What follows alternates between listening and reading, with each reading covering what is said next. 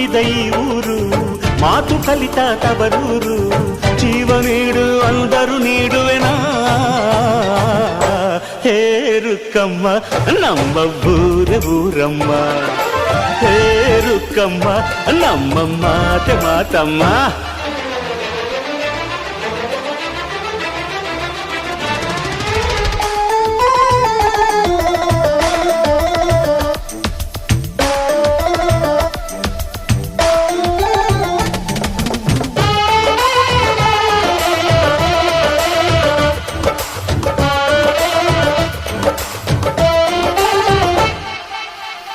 ಇಲ್ಲಿರೋ ಸೌಭಾಗ್ಯ ಎಲ್ಲೂ ಇಲ್ಲ, ಈಶ್ವರಿ ತಾಯಿ ಇರೋ ಊರೇ ಇದು.